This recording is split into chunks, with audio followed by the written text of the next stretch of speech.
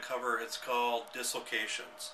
And dislocations are basically traumatic injuries to joints in which are affecting bones and are forcefully separated.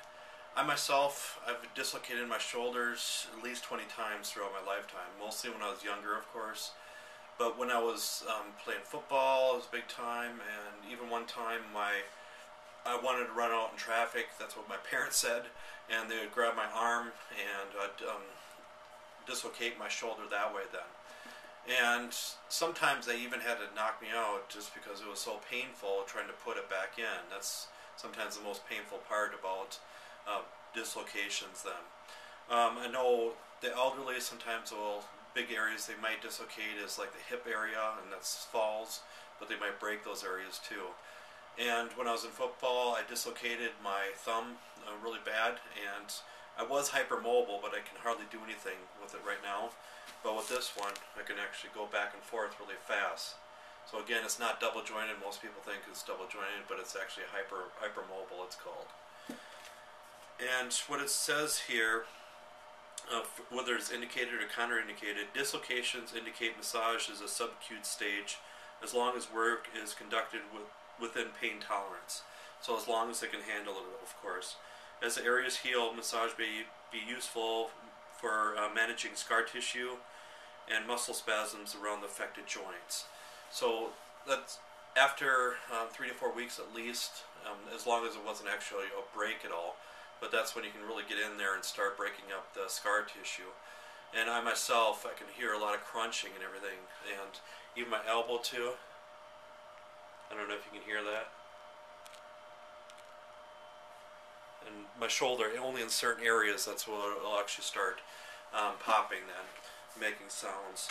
But again, my right shoulder is the main one I've dislocated in the past, and my left one every now and then. But I even, when I was young, I was playing football. It was like 5th grade, and even for my radius, I dislocated that. I didn't break it at all, but I dislocated it, so they had to put that one back in too. And people can dislocate basically any joint in their body, but then again, it's hard to. The painful part is trying to put it back in. Have you ever seen Lethal Weapon? I can't remember which one though, but where the guy actually slammed his shoulder against this wall, trying to put it back in, and it went back in, of course, but it was really painful. But don't do that, okay? Not a good idea with any kind of dislocations. Have a professional do it, just to be safe then.